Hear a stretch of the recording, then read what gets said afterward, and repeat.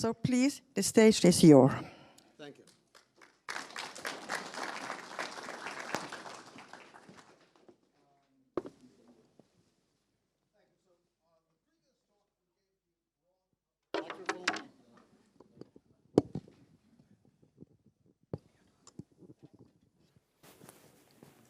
In the previous talk, we gave the broad historical outlines of the situation and the broad questions of territory and territorial entitlement.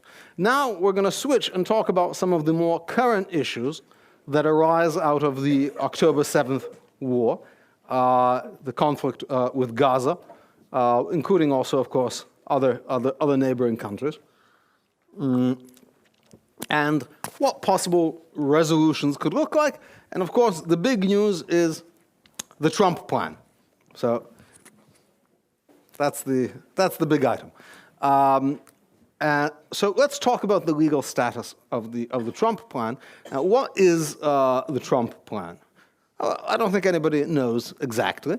He hasn't said so much. But I think there are two basic elements which Trump has articulated, which inform a potential U.S. vision for resolution of the situation. One is the allowance of Gazans to emigrate, and two is some kind of administration of Gaza by the United States, President Trump has said, or maybe the United States with Israel, something like this. So what are the legal bases for this? Maybe what's the diplomatic wisdom of this? So let's start with the first point. Again, I'll try to take a Norwegian example. I don't want to be controversial, I just want to be relevant. Norway believes in asylum for refugees. Yes, that's like a thing that Norway believes in.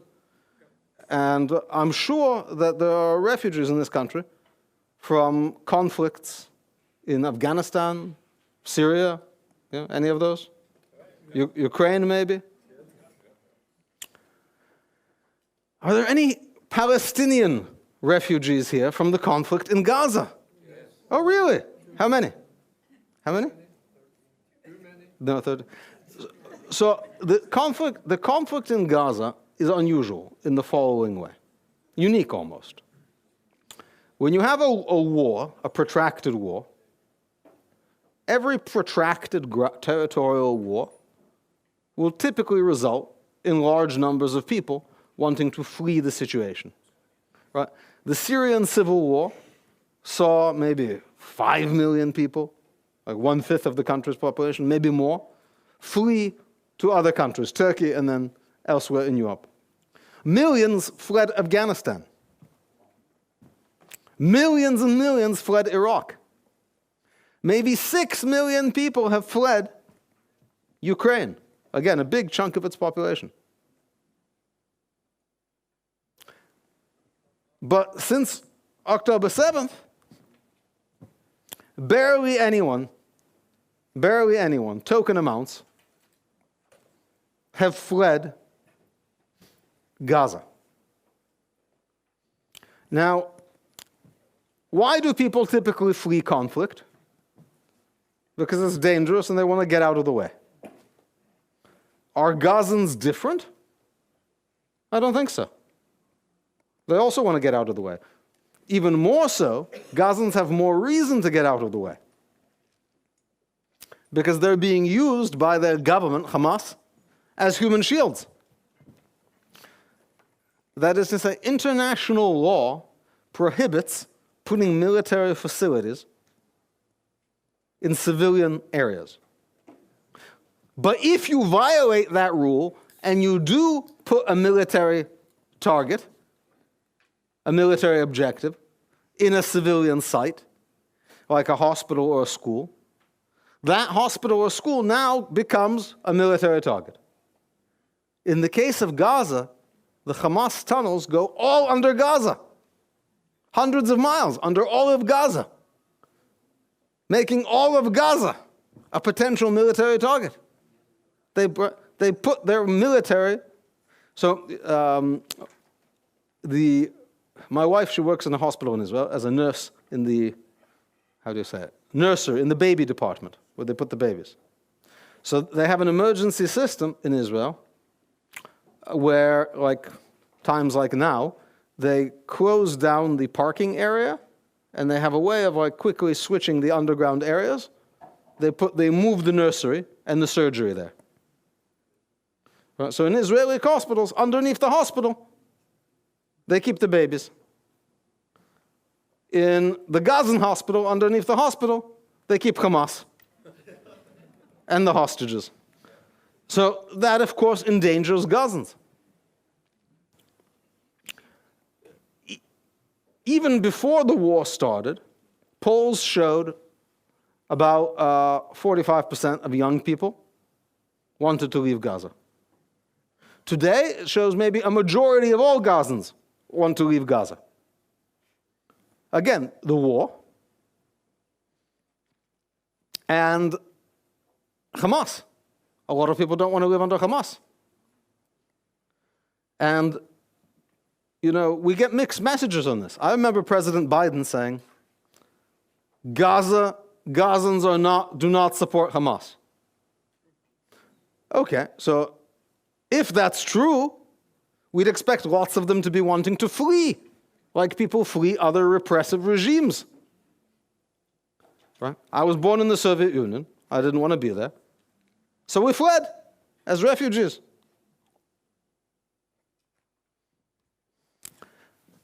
But Gazans have only left in tiny, tiny numbers, compared both to the comparable conflicts and to the brutality of the government under which they live. Now, why is that? There's two reasons, two main reasons. 2.5. So one reason is Hamas. It's like North Korea. Hamas does not want, it's like the Soviet Union. Hamas doesn't want people to leave because it will show how unsuccessful they are. And it will also reduce their ability to use the population as human shields, which again is the primary strategy of Hamas. If your primary strategy is maximizing your civilian casualties, your own civilian casualties, for the sake of Norwegian television, then having civilians leave reduces your weapons, basically.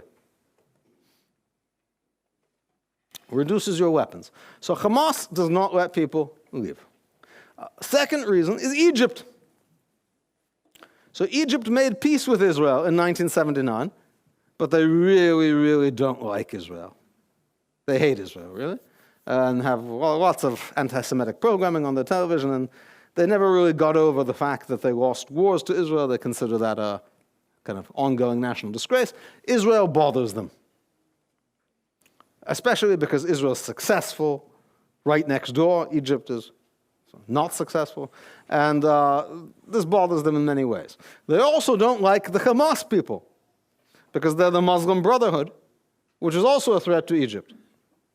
So Egypt would much rather keeping the Muslim brothers busy against Israel than turning against themselves. So it's not that they like Hamas, but they like that Hamas is otherwise engaged. There's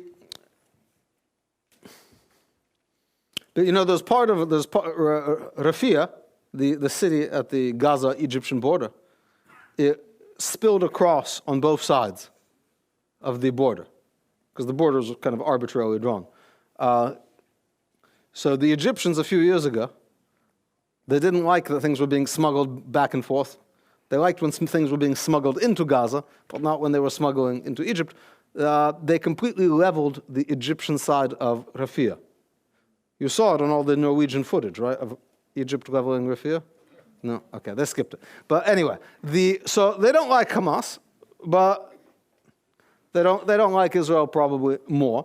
And Egypt wants Israel to be weak. Israel does not want a strong. The ongoing conflict with Gaza, a perpetual thorn in Israel's side, is great for Egypt.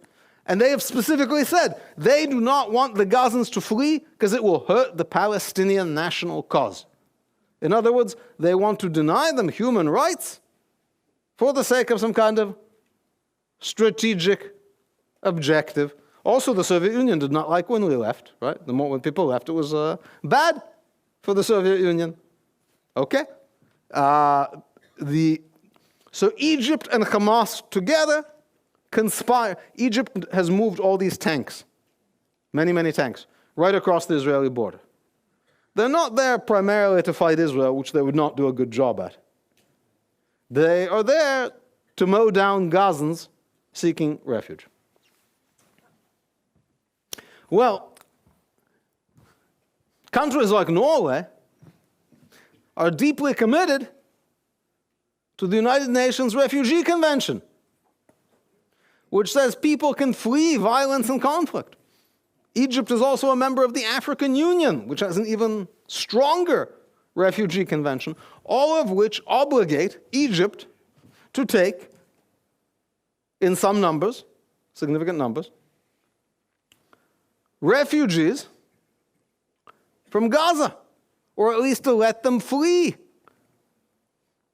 So you've often heard that Gaza is Israel's, one of the things people say, Gaza is Israel's largest open-air prison. Have you heard this phrase? They say this in Norway? World's largest open-air prison. It's not true, of course. North Korea is larger. But to the extent that Gaza is an open-air prison, the jailers are Egypt and Hamas. Because when Donald Trump says people should be allowed to escape, ethnic cleansing. No, you can't let them escape. It would be good for Israel. Nowhere in the Human Rights Convention does it say people should have a right to flee conflict unless it would be good for Israel. When Israelis have also fled conflict. Right? There's a reason many Israelis live other than Israel. And that's because they left during periods of conflict. No one said, no, you're not allowed to leave. You can't come to Los Angeles. You have to stay and support the Zionist cause. People should have free choice to leave. And finally, the time has come when maybe this is actually doable. One reason is there's been an institution that has really supported the Gazans in staying, which is UNRWA, the United Nations Relief Works Agency. A strange agency. There's what's called the United Nations High Commissioner for Refugees, who deals with all the refugees of all the world. And then there's a special agency just for Palestinians.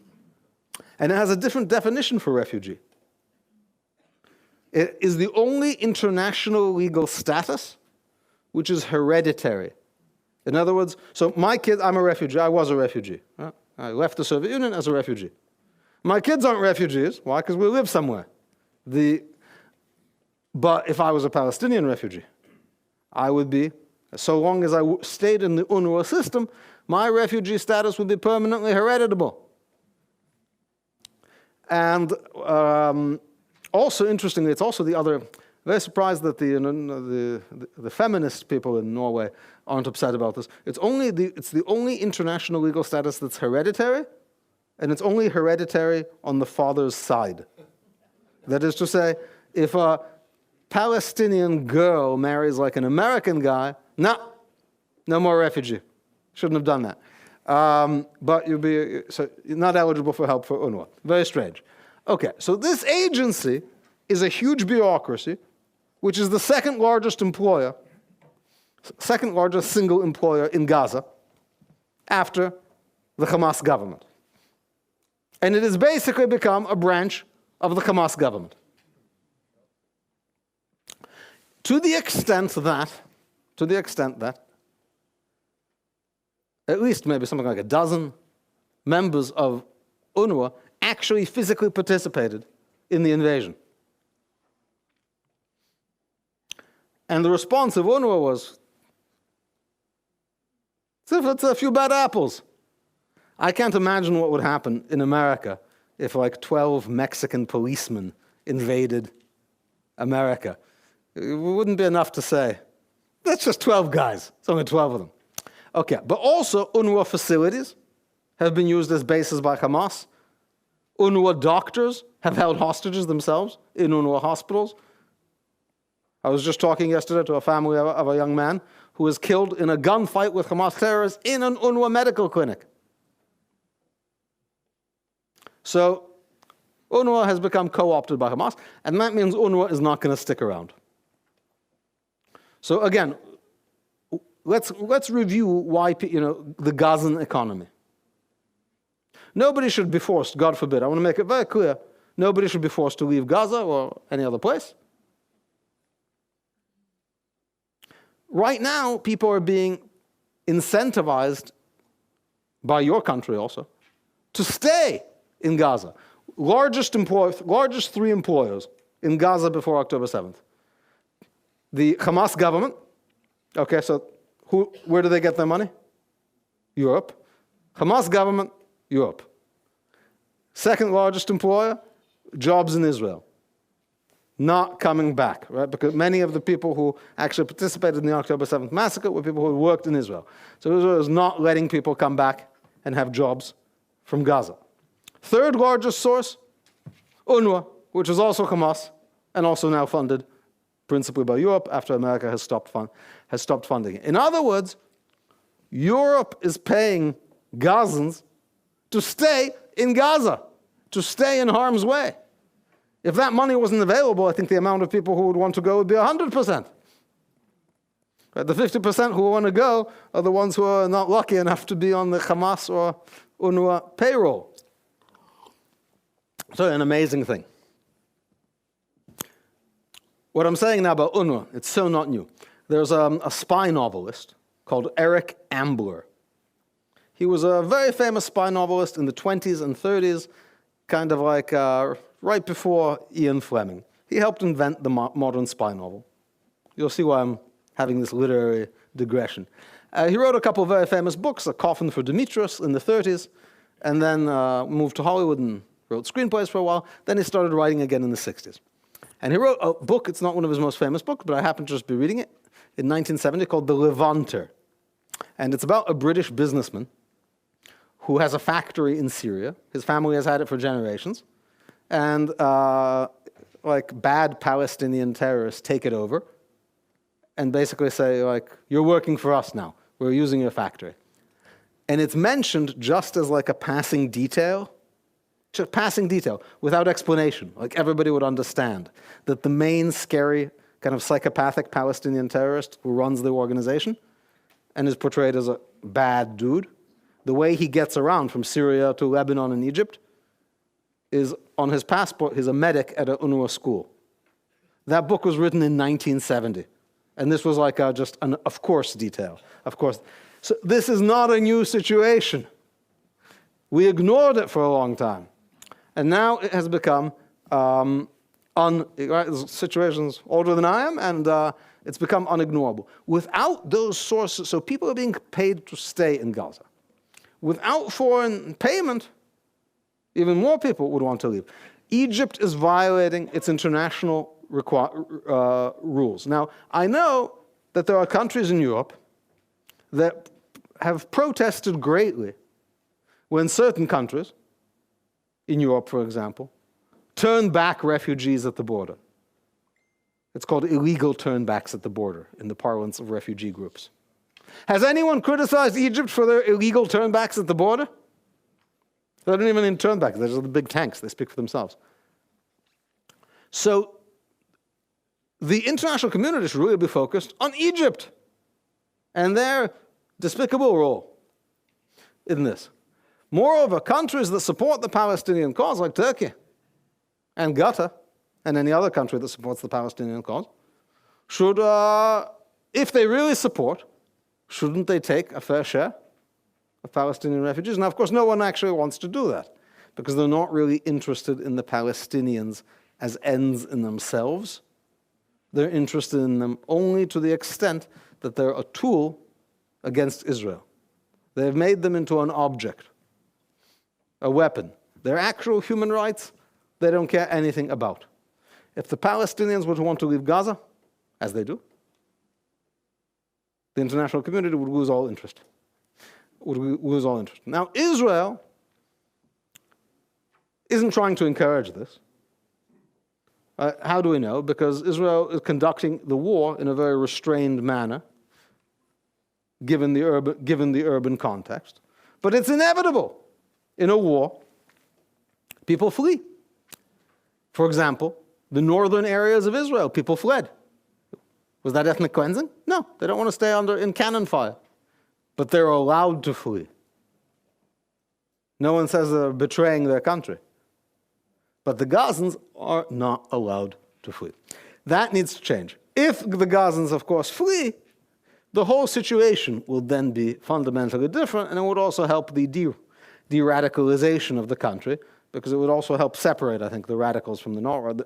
The radicals would be the ones that would principally stay, but you'd have a better idea of who they are at that point. So really, Trump, people laugh at him, but he's the only one standing up for the basic human rights of the Gazans. I said the motto, you guys, frankly, should call yourself pro-Palestinian activists. I think you are. And your motto should be, you should go to the pro-Palestine rallies. And you should say, human rights for Gazans. Let my people go. Why does human rights for Gazans mean making them cannon fodder for Hamas? Strange. Now, so that's one part of the Trump plan. The second part of the Trump plan is the Trump Riviera. Now, we don't know how serious this is, but it does raise an interesting legal point, which is Gaza is now an unusual place, in that it is not part of the sovereign territory of any country. Most places today are part of some country. That used to not be the case, but now most places are now under the sovereignty of one country or another. Most of the places that Trump is interested in, right? So the Panama Canal was built by America, it's true, but it is part of the country called Panama. Greenland, I know I heard somebody say, no, maybe it's from Norway, but it is currently generally seen as part of the Kingdom of Norway, of Denmark, Kingdom of Denmark. Thank you. But Gaza is not part of any country. Why? Because there is no country of Palestine. Gaza, by the way, could have been a country. When Israel left in 2005, Gaza had all the ingredients to be, and it had borders, a population, a government, full control internally. But and this is the unique thing about the Palestinian national independence movement. I mentioned there's national independence movements all around the world. Somaliland independence, Puntland independence, East Turkmen Republic independence, that's the Uyghurs. Tibet, you don't hear from them so much. Chinese have really flattened them. Kurds, Druze. What all these guys have in common is they usually declare a state long before anyone recognizes them. Then the big effort is to get the recognition. The Palestinians could have the recognition anytime they want. They've been offered international recognized statehood at least 4 or 5 times. Kurds, 0. Somalis, land, 0. Uyghurs, 0. Usually you don't get, and they said no each time. Because they want the whole thing. They'd rather not have a state than use their lack of having a state as moral and diplomatic leverage for greater territorial concessions. So Gaza could have been a state. If they had declared independence, I would say they meet the criteria of statehood, but they didn't because they wanted the whole thing. So they're not part of any state, and that makes it, under international law, an area where there's actually no, and by the way, why does Israel not have sovereignty? Israel had sovereign rights, I believe, up until 2005, but the withdrawal from Gaza looked like an abandonment, a fairly strong abandonment. But what that means is there is now a sovereignty vacuum in Gaza. And sovereignty abhors a vacuum, which means it is now, in a sense, up for grabs. Hamas could still declare independence, but they're not really in full control anymore. And so it is entirely possible for America to take control of Gaza in a fact that is a way that is far more legally straightforward than some of the other plans that have been recently raised. It's also possible for Israel, by the same token, to take territory in Gaza permanently. Because what does the UN Charter say? You're not allowed to use force against the territory of another state. Gaza is not another state. And unlike 1967, it's not part of a war involving another state. Egypt's not part of this. And so that creates a kind of unique situation. Who knows what will come with it? Gaza is a place that actually most countries don't want. There's a famous joke about the Camp David Accords, that they were finally sealed when Rabin said, "I'll take Gaza," and Sadat was like, "Great," because the Egyptians also don't want it. So the Trump vision is a real opportunity. And finally, I'll say another thing in terms of plans. The best. So we're in Oslo. So I should say something about the Oslo Accords. Which created this idea of the two-state solution. And what a brilliant idea. It's really what's brilliant about it is the marketing. Amazing. The best thing about the two-state solution is that it has the word solution in it.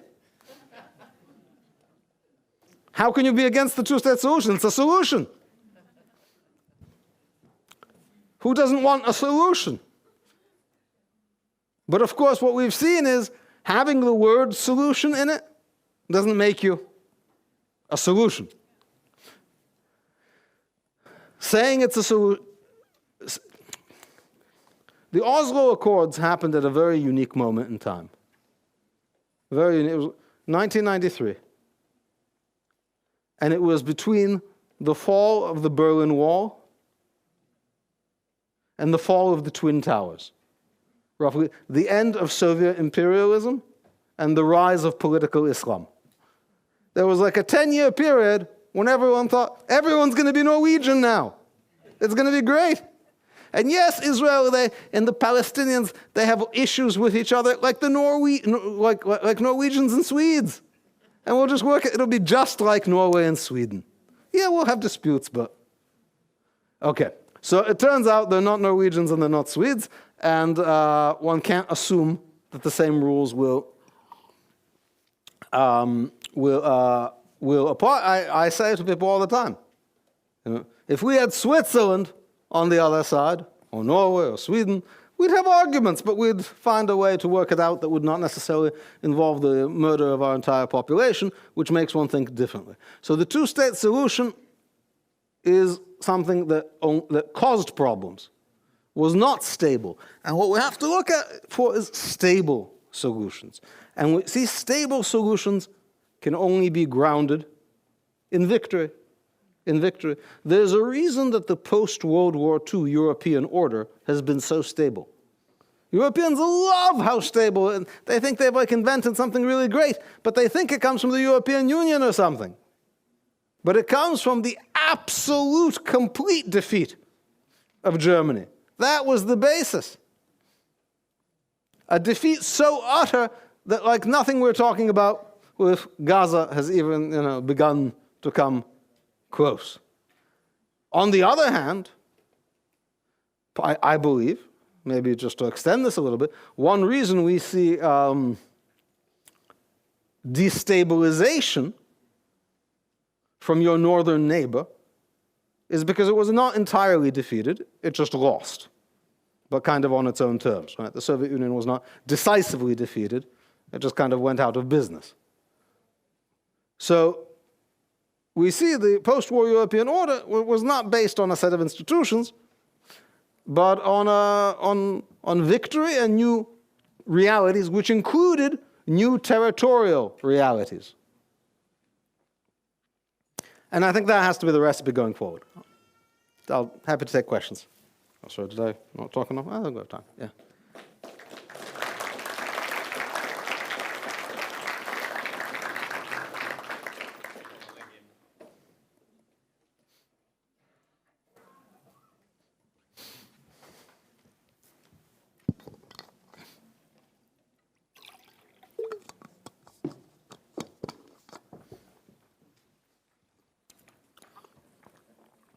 Thank you so much. I know we have some questions to you.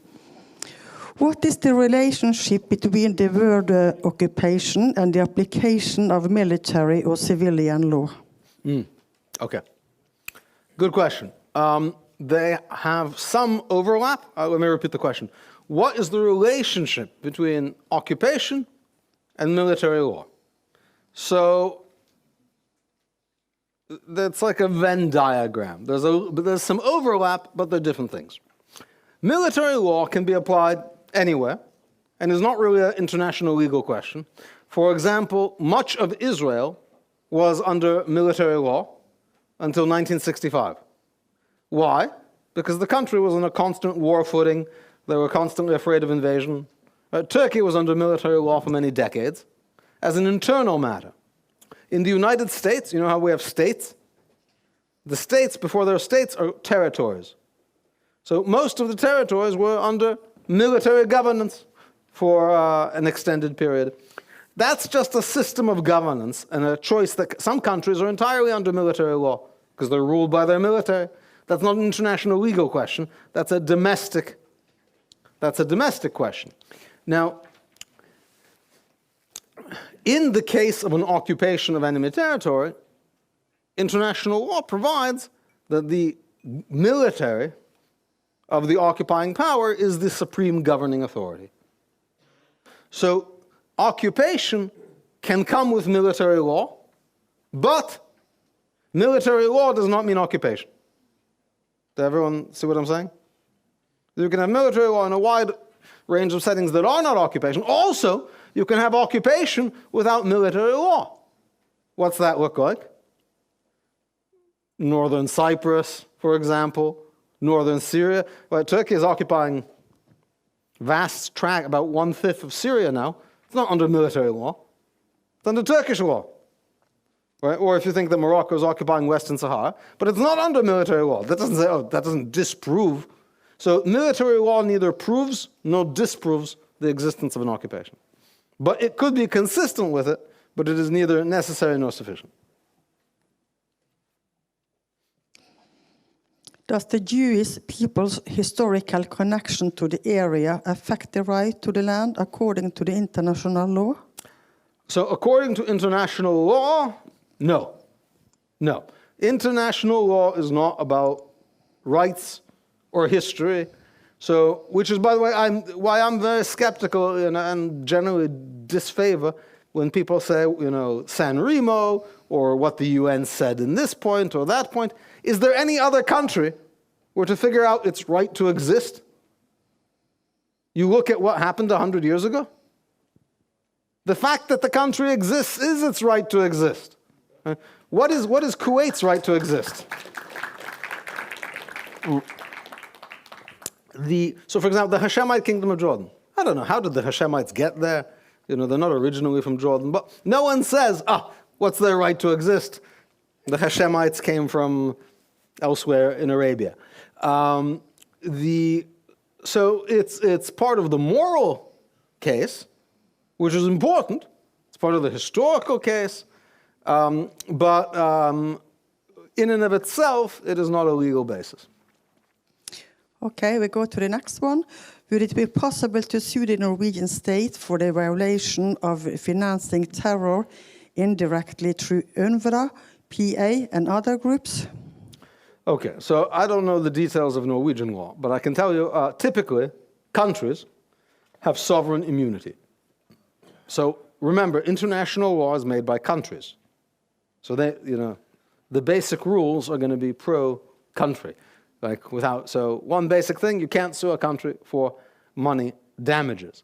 That said, if I was the Norwegian parliament and I was a good steward of the people's money, I would think twice about giving money to UNRWA for the following reason. In America, the United States government just decided a couple weeks ago that you can, in America, victims of Hamas, of terror, can sue UNRWA because UNRWA claimed that as a UN organization, they have immunity via the United Nations. The United States Justice Department determined that they're not really a UN organization in the relevant sense. They don't have immunity, they can't have immunity, and maybe they were also illegally created, this legal opinion said. It's a big achievement. That means terror victims can sue UNRWA in American courts. This is why this is important for you guys to know. Such lawsuits are already pending. American courts, they're not like Norwegian courts. Like, the damages that you get are very big. The damages for murdering and kidnapping and torturing hundreds of people is going to be many times the budget of UNRWA. So unless the Norwegian parliament really wants to support Israeli terror victims, they should not give money to UNRWA. But if they want to make sure that everyone injured by Hamas gets money to start new communities in the Negev and new yeshivot, then they should support UNRWA. That's how I would sell it to them.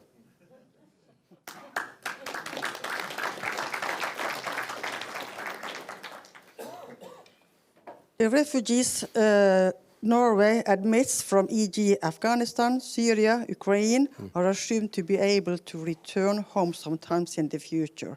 Not all, and maybe not in the next 5 to 10 years. But will ever the Palestinians be allowed back by Israel? So we don't know who's going to be in control of this territory at the end, or when the end is.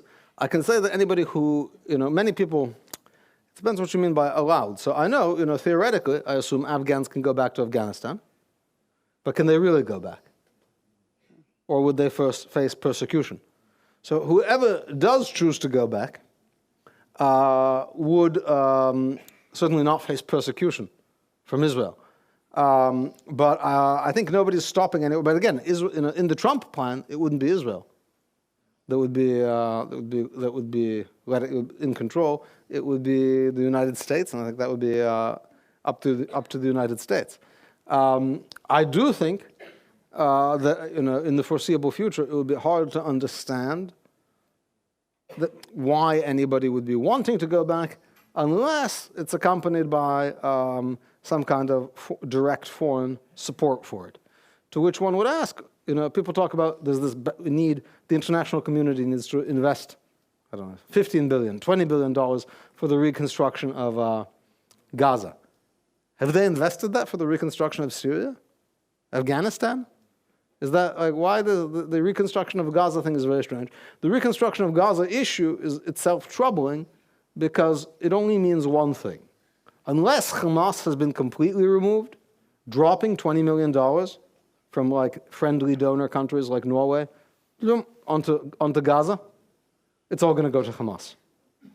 So reconstruction can only begin when Hamas has been completely defeated. Okay, what do you think the status of Palestinians living in Judea and Samaria should be in 5 to 10 years? The status of Palestinians. So it depends what you mean. But look, the status, first of all, it's important that the status be good. I think the status is good. They have one of the highest rapid economic growth rates in the area. They have high fertility and generally are successful. They have problems in that they're governed by the Palestinian Authority. But I think just as now, they should have complete autonomy over their lives, which is currently the case. Right? People don't know this, but the Knesset does not make laws for the Palestinians in Judea and Samaria. It doesn't tax them, it doesn't draft them, and it doesn't regulate them. The only people who regulate them are the Palestinian Authority, where I think Mahmoud Abbas now is in the 20th year of his 4-year term. That's a problem for them, but that's a problem that Israel can't necessarily solve for them. So, I think their situation is actually relatively good when you compare it to the options in the region. It would be nice if they could find a better governance structure, but I don't think you can kind of impose those kind of things on, examples of kind of democratic nation building in the Middle East have not been particularly successful. Regarding Hamas, is it true that Israel was involved in supporting them in the 1980s because they wanted to weaken PLO?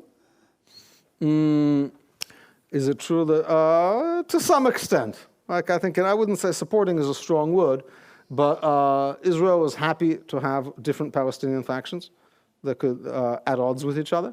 I don't think that's a bad thing. I think that's, I don't think that's a weird thing. I think that's natural when you have a kind of insurgency confrontation with multiple terror groups. You would rather divide and conquer than deal with one big, strong group. So support, I think, is a very strong word. Not like support, like, yeah, we're on your side.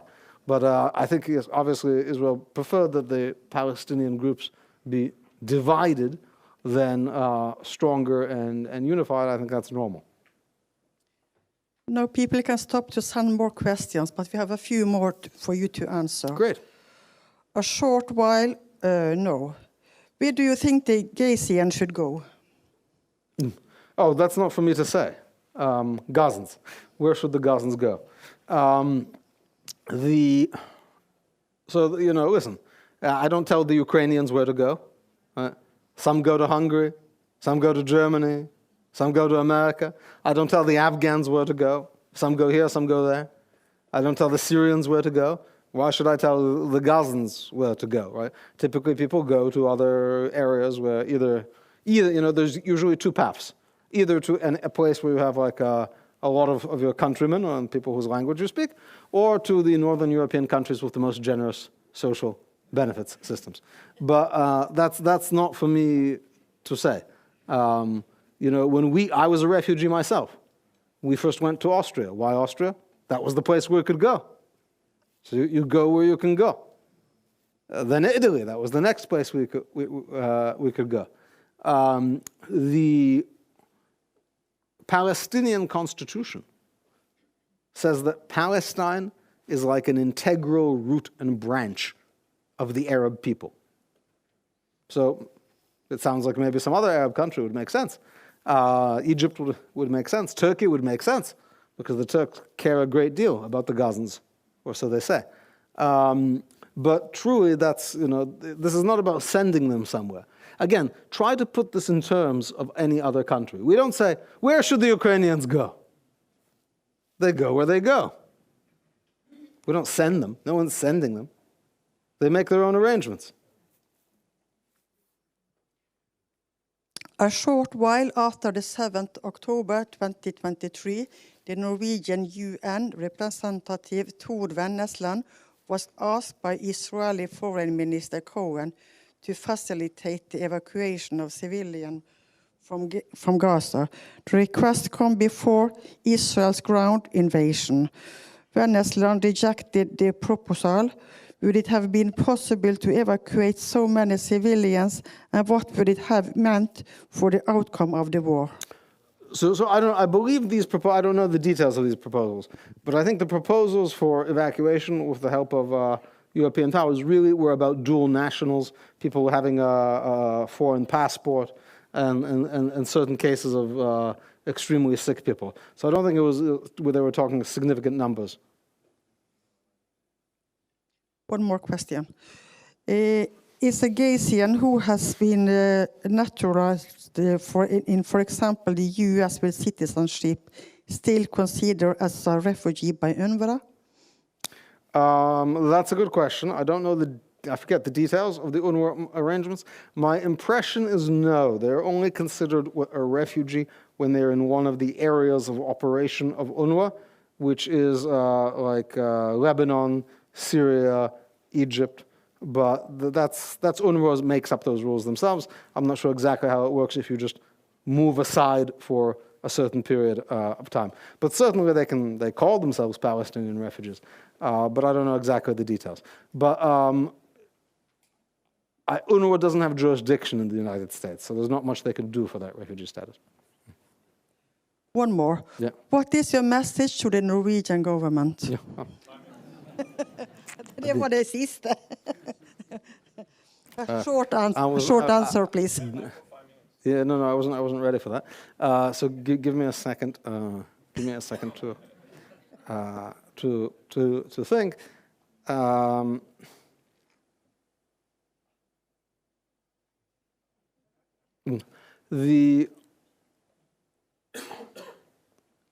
think my message to the Norwegian government would be, surely you're very nice people, and you're Norwegian, and you want to do something good and right in the world, and ask yourselves, is keeping a population trapped in a war zone the right thing? Is this how you would treat any other people? Is this, if you've made a deep commitment as a nation to a world based on international law and a rules-based order, then for sure you can't take shortcuts with international law for popular causes. Look at your neighbor, Sweden. Sweden betrayed their kind of secular religion for the popularity of the Palestinian cause. Because when they were going to recognize the state of Palestine, some of the more legally minded people said, well, it's not really a state, and then we'd have to recognize Western Sahara. And they said, yeah, of course, that's next. That's next. We're going to do Western Sahara next. So they're not going to do, I hate to ruin the story, they haven't, they won't. You can't create a world of international law rules and say, we're going to have one special rule just for this situation, and then not have it taint the rest of your international legal commitments. And also, let's go maybe one level deeper. I've been mentioning throughout these various national liberation movements which let's say have less political salience in Norway and around the world, so not just you guys. The question is it a coincidence or is there a cause? I would even suggest there's a causal relationship. The world's extreme obsession, singular obsession, not with the Palestinians, because nobody cares about them, but with the Jews, allows them to not care and forget and forgive themselves for not fighting actual oppression elsewhere in the world. Well, why is no one complaining about Turkey occupying northern Cyprus and northern Syria? Because Turkey is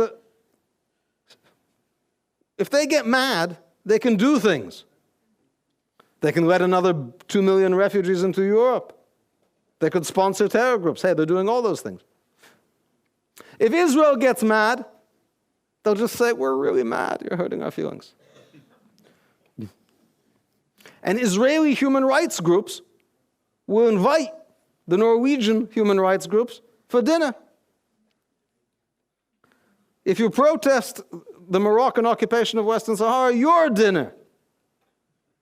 So it's a way of kind of having the moral joy without the results, and it becomes, literally, I use this word advisedly, a scapegoat, where you can atone for all the things you're not really dealing with in the human rights world by pouring all the sins on this one case. So but don't engage in these rituals. Do the real thing. Don't apply standards that you would not apply anywhere else. And if you really believe it, yes, there's no movements for against about Abkhazia. No one's marching in the streets. But you need to apply the same rules. Really apply the same rules. That's my message.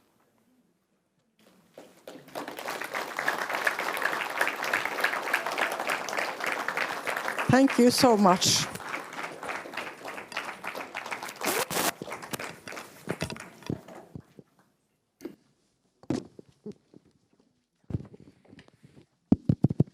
Ok, da det en liten pause frem til vi skal høre viseambassadøren klokken 12.